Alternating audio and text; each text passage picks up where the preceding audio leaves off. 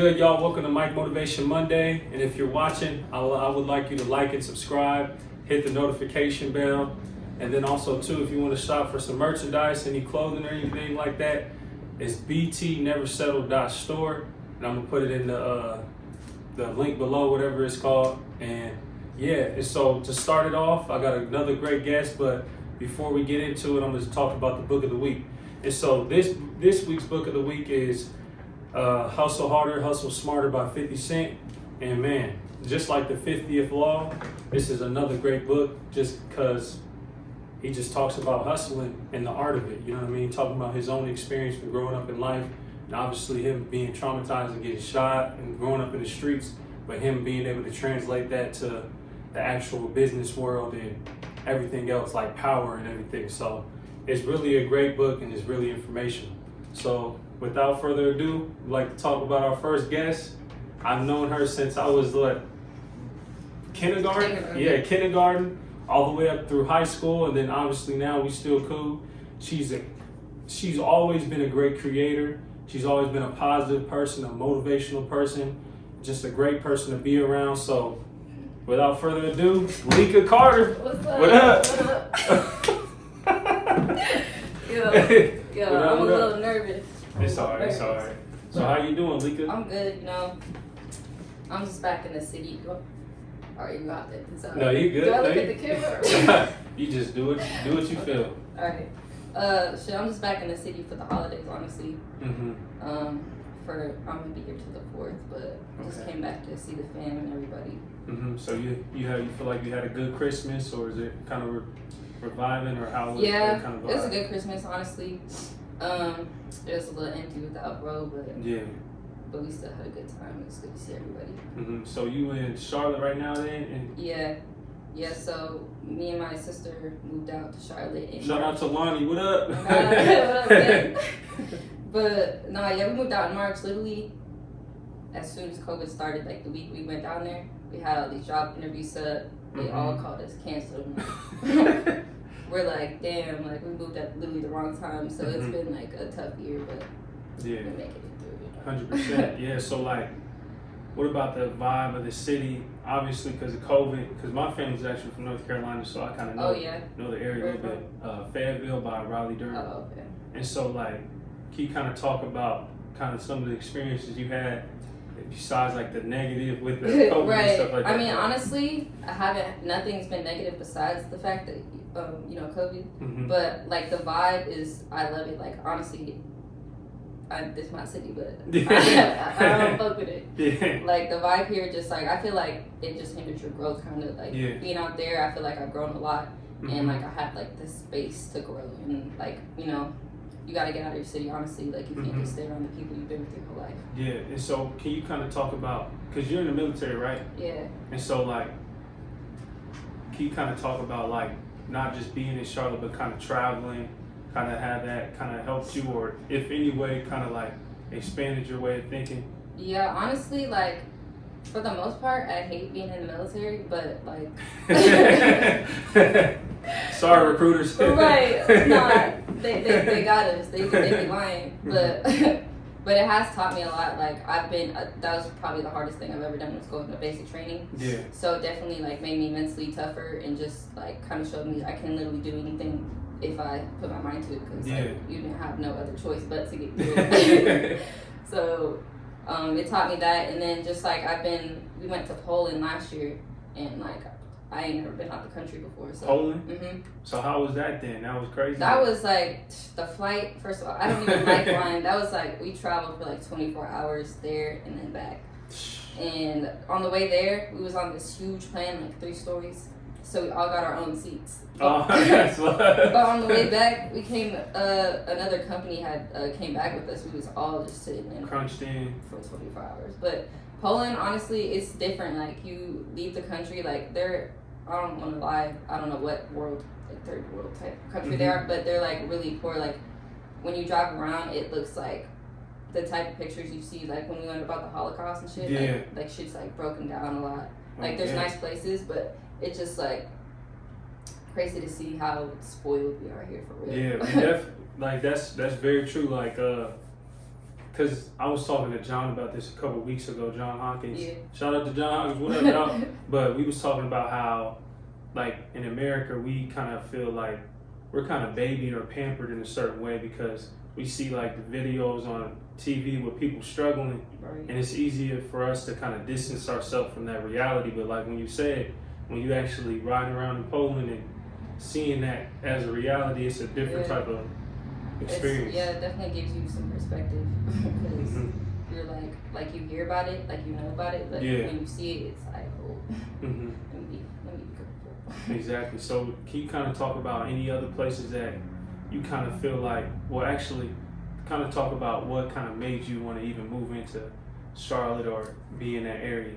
So really, we've been trying to get out of here for like 3 years, and we just honestly hadn't really been anywhere that we knew we wanted to go. So last year we took a trip to Denver, we took a trip to Austin and San Antonio, and because we really just wanted to move somewhere warmer. Yeah. And like get out the Midwest period.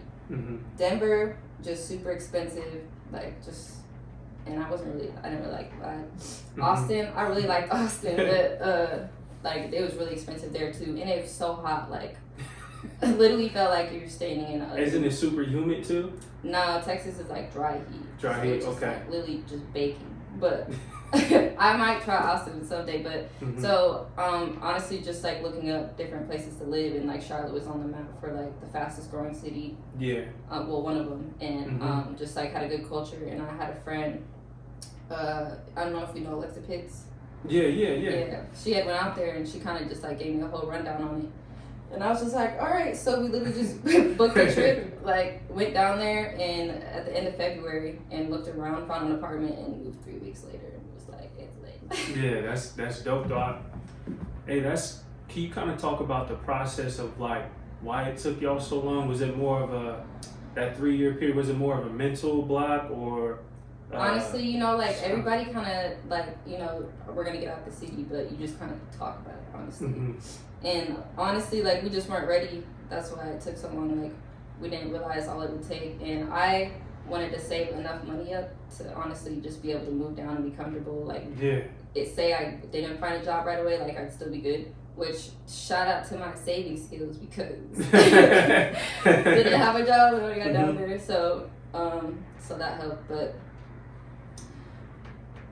Lost my train of thought. Go ahead, now you good. You was just kind of talking about like the process of like you being here. Like, was it a mental block or was it kind of what was it like? Okay, so yeah, definitely it was a little bit of a money problem, and then also just like not even having a plan. Like you just talking, just saying like, we're gonna move, like we're getting out of here. But like we never really made like the moves. Into like, and you just gotta do it because honestly, like we literally just said, all right, we're booking a trip to Charlotte, we're gonna go see it, and then we liked it. So, and like I fuck with it because I don't care. No, you can cuss. You can cuss. I'm cussing too. So you can. Like, oh, do I need to be professional? But like it's a bigger city, like definitely bigger than here, but it's not huge. Like I just went out to Atlanta, and Atlanta was huge. Like. I'm like, damn, maybe like 30 minutes to cross the city type shit. But like I fuck with it, but damn, knocking like that. Fucking up our shit. Oh, Chinese food. Damn. Oh, why did it knock like that? I'm sorry. No, you good. Yeah, no, you good. Can you ask me? Can you talk about the advantage of having somebody to kind of lean back on, like because moving pretty much across the country, all the way on the East Coast. Being by yourself, but not being by yourself now, but if you were by yourself, how hard it would be, but the advantage of having your sister to kind of like lean back on through these hard times. So yeah, honestly, I can't imagine really like living a life without her because we literally do everything together. Like we've always done everything together. So like having her there, it's just kind of like like she's supposed to be here. Yeah. But it's like I do like it's really lonely right now just because of COVID. Like we're not really meeting people right now. So having her like at least having like a built-in roommate, pretty much like somebody's always there. And I will say like we do kind of hinder each other's growth sometimes just because we're so comfortable together. Like that I think sometimes like when we separate, we get more done because we're not just like relying, like, you know, we just have the other one there. Mm-hmm. But yeah, it's definitely like an advantage. Like she's just like a built-in friend. Like Yeah. like I know, like, I'd be like, damn, people really be alone. That's true though. Like, it's an advantage of having that support system behind you. And I think even though it may seem like a hindrance sometimes because y'all so comfortable, it's like just try to use that to your advantage as far as like, just say like if y'all want to do like, if you wanted to do something like a podcast or anything like that, you can have her be like the person, because she does photography, so you can have her do like the videography portion of whatever you're trying to do. Or be like, oh, Leika, you need to work on this lighting or stuff like that, and y'all kind of already kind of build off of each other. No, like she that, definitely. We're definitely like two different type of people, so we have like different things to offer each other. Yeah. Like honestly, like I want her to start Forex because like she's really cool when it comes to just like financial. Like she's really financially literate. Yeah. And she's also just like a good speaker and like she knows how to talk to people. Yeah. So like she be putting me on game for some of that, but like yeah. That's good though. Love having her around. And can you talk? What about as far as Forex? You brought that up. Can you kind of talk about like what made you interested in, and then talk about your trip and how much you learned from going to Atlanta and that big old conference you went to? Okay, so honestly, I started it because, well, I wasn't ever gonna start it because, you know, Dylan Robinson. Yeah. All right, shout out Dylan. Dylan, what up? We got the same birthday too, March 13th. For real? Yeah, we got the same birthday. Birthday twins. All right. But he had told me a little bit about like the foreign exchange market. Like he knows how to do it, but he had said like just go like, you know, watch YouTube videos about it, which you can if you're like smart, but it's like a lot of information. So I literally watched one video and I was like, this is too much. like, what is this? Like, so, and that was probably like a few months before I started. And he had also told me like if somebody's like making you pay to learn, like it's a scam, which people do be out here scamming people. Yeah. But, like the company, like there's actually companies out here and you're paying for the education. Yeah. And honestly, I would say it's worth it. Like I started because, you know, COVID, I wasn't able to find a job. And then the ones that were available, I was just like, I'm not doing No, it. Like, nah, I gotta be fucked up. But I seen Demir doing it on her story and I kind of had just been watching her. And I was like, what is she, like, what is this for real? Yeah. But, so then one day I just hit her up because,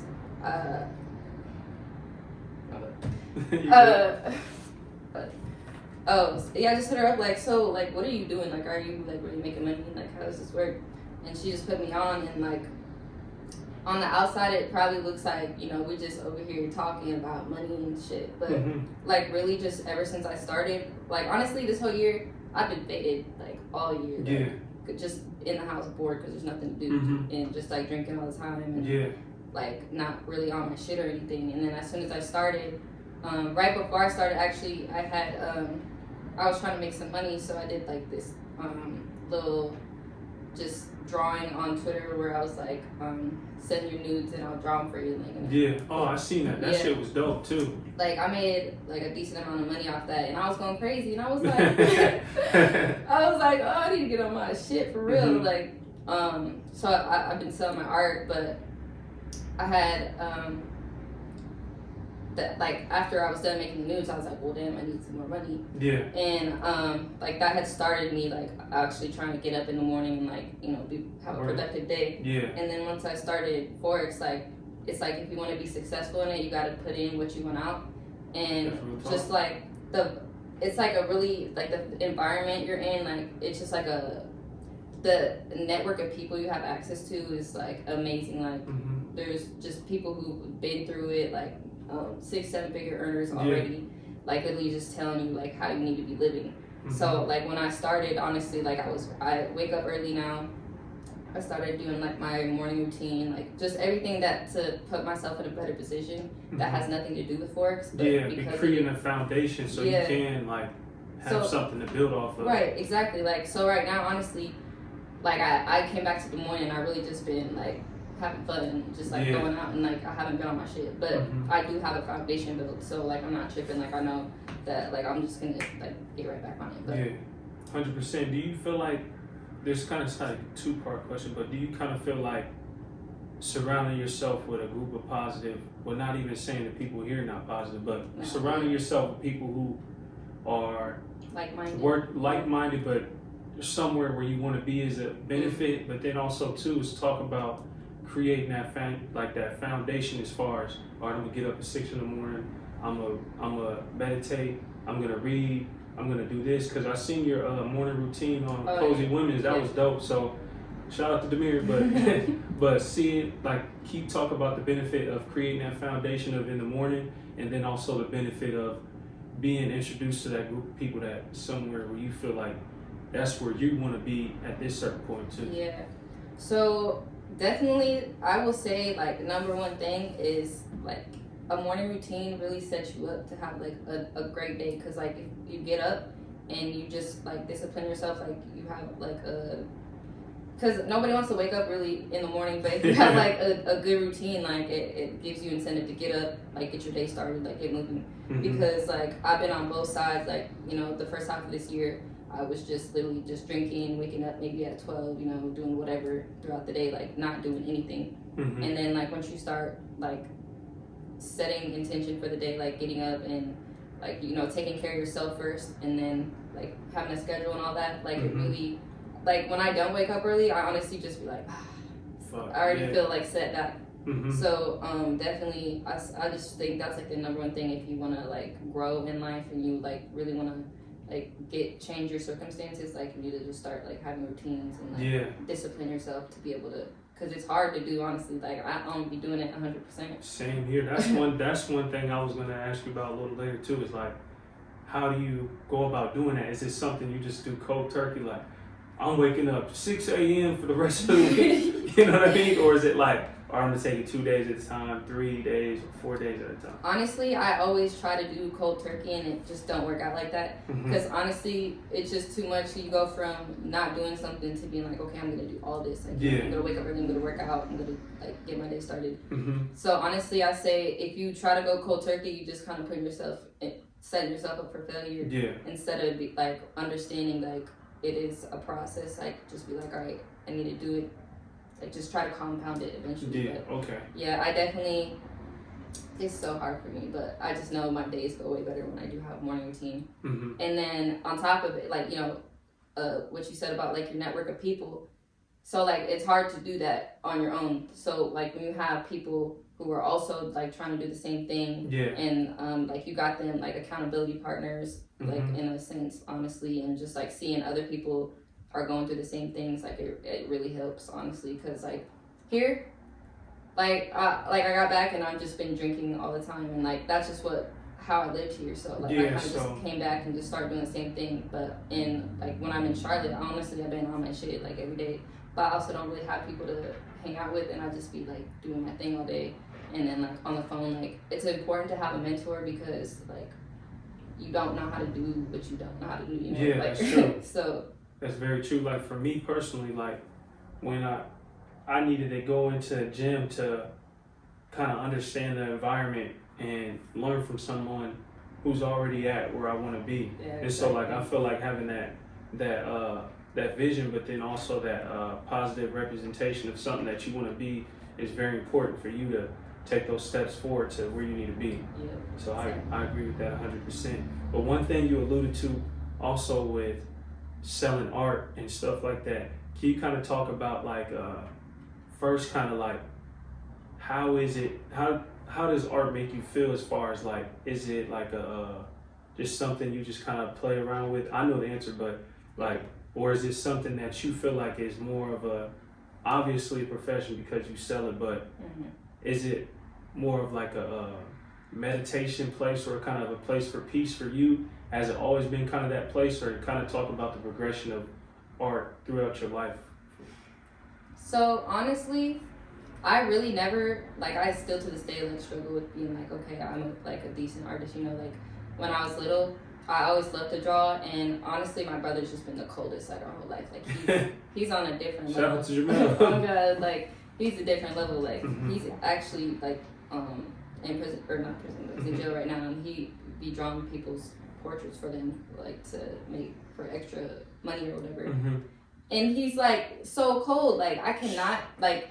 He's incredible, yeah. And he does it so fast. Like he'll literally like look at your face once and draw it, like, and it look real as hell. Like that nigga needs to be a tattoo artist. Mm-hmm. But yeah, he be doing his own tattoos yeah, too. he's crazy. But nah, so like honestly, just being around him, I always wanted to like be like, oh well, I can draw too, you know. Mm-hmm. And I actually liked drawing. So I felt honestly, my whole childhood, I never felt like I could draw. I just felt like I was always just working really hard to become Mm-hmm. like a better. So like people would be like, you're so talented. I'd be like, of course it is. Like, Mm-hmm. but honestly, but it did always just kind of come naturally to me. Like I just really wanted to like make things Yeah. and like just make things pretty. I love colors. Like, Mm-hmm. but so I didn't really start taking it seriously until I'd say my sophomore year of high school. You know Nadine? Yeah, Shout out Nadine. What to up, Nadine? Yeah. Alright, she's a cold ass artist. She Like is. she's so like she don't know how good she is, Mhm. honestly. Like but I just She's like brilliant, for real. amazing. She did some logos for me too. Yeah. Mm-hmm. I'd be seeing her work, I'd be like, you need to like really do something with this. Like Mm-hmm. but yeah, she was my best friend in high school, and we had art class together, and I would just like watch her, and like she would just be like amazing, and I'm like, Mhm. oh, I want to be amazing too. Mm-hmm. So that's when I started like really trying to like, I always felt like I was trying to catch up to somebody else. Yeah. But I started taking it seriously, and like people would ask me to draw tattoos for them, Mm-hmm. and I'd do that, and then eventually I was kind of like, well, like I'm taking my time to do this, I could charge for this. Yeah, probably. yeah. I deserve some money. No, literally, I used to draw like people things for free, and then it just got to the point where it's just like people like, can you Just draw me? taking advantage, yeah. And it's just like, all right, nah. Yeah, that ass. So I took a couple art classes. Just like the only art classes I ever had was just from school, but I just always did it on my own. And then honestly, like I just be so like I really want to get to the point where all it like that's just how I make my living. Okay. Because like it just really like I love just sitting down and creating something, like just seeing Out from of scratch. like the start, and you're just like, how's this Mhm. gonna turn out? And then because it just takes time, it just kind of teaches you patience, honestly, because like it'd be so intimidating sometimes. You'd be looking at like the blank piece of The canvas, yeah, yeah. and you're just like this is gonna be a lot of work. Mhm. But you know, you just like go back and you just keep adding on, and then you see the finished product, and you're just like, Yeah. I did that. 100%. That's one thing I think is cool, because my uncle, he's an artist, and like to see like from his starting product, like he'll send me like from the beginning, the middle to the end, and then additional changes and stuff like that. And I always thought it was like how artists are so like the artists, like that's kind of a bar though, but it's so underappreciated, like the value and the creativity level of what y'all do. Can you kind of talk about like first like talk about being able to accept, like, because you said like I'm gonna start getting paid for this, like can you talk about the progression of like, man, I'm an actual artist, like I can do this and I can charge for this. Mhm. You know what I'm saying? And kind of talk about how do you still like keep going as far as like positivity, because you guys are so underappreciated. Yeah, honestly, artists are hella underappreciated. Like it sucks sometimes, like charging people, because you just know like they like a lot of people don't value art. Like they just think it just comes out of thin air, Mm-hmm. and like people don't like. I mean, people will pay for it, but like a lot of people like just don't value it. Yeah. So honestly, but you just like really can't even think that. You just gotta like make what you make, and then who values it will. Mm-hmm. I think that like No, you good. You good. okay, so I just need you to repeat the last end. All right. So like, I'm sorry, I'm asking long ass questions too, but can you kind of talk about how do you stay positive with knowing like how underappreciated the art is? So honestly, I think that I don't put too much pressure on it yet, because like I do want it to be like my official business, but I don't like just weigh my whole like life on it right now. So I just use it for extra money right now, honestly. Yeah. And I honestly like I don't like commission work. It's just so hard. Like because people want you to draw like what they want, Mm-hmm. and it's like. My uncle tells me about it all the time. Like, literally, it's he like really do. I be like, some people ask me to draw them something. I'm like, Don't even make sense. do you see what I make? Like, like I don't even do that. But like I love like when I can create something and actually sell that, or like I have creative freedom, and then like I feel like and there's then more. somebody sees it like, oh, I want that. Yeah, instead of like people like, oh well, can you tweak this? Can you tweak this? But honestly, I just really see myself like being consistent with it and actually becoming a good like a better artist, and being able to like really monetize it. Yeah. So that just keeps me going. Honestly, I'm just like I just need to practice more.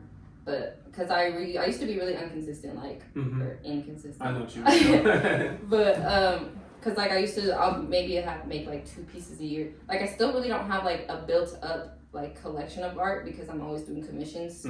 But like I do want to like be more consistent. So this year I probably made more art than I ever have in my life. Yeah. Which I'm happy about, but like I want to like 10x that. So yeah, take it to the next level. Yeah. And that's one thing too, as I think for you, as far as taking it to the next level, is for me personally, I had to allow myself to accept accept your greatness. I think I talked to Tasha about it, allowing yourself to believe in yourself.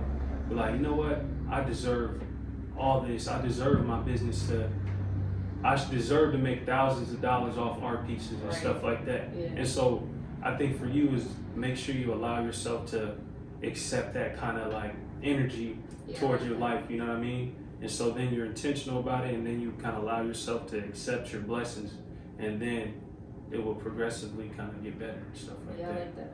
Mm-hmm. Where do you like? What books do you like? What's your favorite book? My favorite book,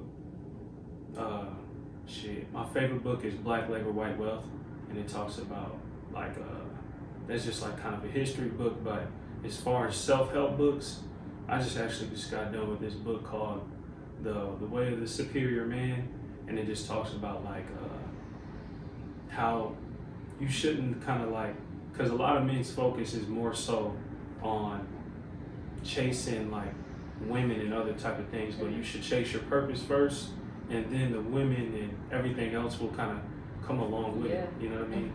And so like, yeah, I like kind of like self-help books and stuff like that. Okay, I was gonna say like just from like I haven't talked to you in a while, but like I could really tell like the growth, and like you just be spitting on. Yeah. What you read? Honestly, it's just about the books, but then just experience through life, because everybody has something to kind of like their own story. That's why I be doing this, honestly, because everybody has their own story. But can you kind of talk about what's something like that you could kind of think off of through this past year, kind of like there's a point where you feel like you made like a huge leap as far as a step forward just in life. Can you kind of talk about, kind of put that in a box, like in a few words, like, man, there's this point in my life, like this past year, where I really had to turn things around, and like you can really look now and be like, man, I made a huge progression. Honestly, literally starting Forex, because like I said, I was literally just drinking all year, like not doing anything. Yeah. And like these past 4 months, I've probably drank like a handful of times. Well, besides now, but I've literally drank like a handful of times. Like I literally used to be drunk every day, and like now I don't be drinking like that. Like I'm literally like I have a vision for myself, and now that I have that vision, it's like, why would I be doing things that counteract like me getting to that place? So like honestly, Forex saved my life. Yeah, that's dope though, for real. Shout out to Forex. But I was gonna say is like, do you damn, what was I gonna say? I was gonna say something. So can you kind of talk about damn, I forgot what I was about to say. We keep doing that shit. Yeah. Oh damn. What was I gonna say? Oh yeah, can you kind of talk about like just your mental progression? Do you feel like where your mind was at then and where it's at now, you can see the big difference? Oh yeah. Like, can you talk about how that feels? Even like just being back in Des Moines and like seeing like everything's like pretty much the same. Yeah. And I just feel so different. I'm over here like half-assed trying to live the old lifestyle I was living while I was here, and it just don't feel right. Like it's like what I need to chill. But yeah. I definitely and I just know I have so much more like growing to do. So like I don't even see it as like that much growth, but like when I like actually look back and track it, I'm like, okay, like I've definitely grown a lot in these past like since August or since September than I have like all year. Yeah. So that's a blessing. Shout out to you though. It is. For real. It definitely is, because like I was kind of spiraling for a minute and like just like what am I doing? Like what am I gonna do with my life? But like honestly, like when you just focus on like developing yourself, it really gives you just like a reason to like, you know, wake up every day like I'm gonna be just like 1% better than I was yesterday. Like and you know, some days you won't be, but just as long as you got the vision and you just keep going in that direction. 100%. Yeah, like you said, you said this early on, is a process. It's a process. So like just investing and understanding, like embracing the process, then you're able to not beat yourself up so much when you do take steps back. So I think for you too is like moving forward to NC is just know, well, first off, while you're here too at this moment, you can still, you don't have to fall back into those old habits still. You can still invest in yourself in a different way, because imagine if you kind of get that energy flowing and get that momentum going now, by the time you get to North Carolina where you're in that environment, you're going to even go in at a higher speed, because you had it took so much more strength to do it here, you know what I mean? Yeah. I definitely, I really plan on like this week is not going to be like last week. So I'm actually glad I had this like interview with you, like get some motivation to you know, 100%. like get some good words. Yeah, encouragement. Yeah. So then keep kind of, so I like to end the conversation with kind of like just some advice from you. But one thing I like to ask is, if a random person was just walking down the street and they came up to you and was like, hey, can you give me advice about anything, just anything in life, what would it be? Honestly, I would just say like, you gotta go through what you go through, but just get through it, because you know, I've been like in some dark places and I stayed there for a while because I didn't have like the strength to go through it. But like once you realize like, you know, just life sucks sometimes, like shit happens, but like just keep going and eventually like everything, you'll be fine, like it'll be good. So I think a lot of people struggle with that. So I just say like, you know, have the strength to just keep going, honestly. Yeah, don't give up. That's the key, because when you give up or you stay in that safe place, like you said, like if you stay in that safe place, you won't progress to the next level where you need to be, and it really won't get better. So make sure you just don't give up and keep going. You feel me? And I appreciate everybody who listened. Never settle. Thank you, Leika. It was a great interview. To be here. Yeah, 100%. All right, peace out. See y'all next week.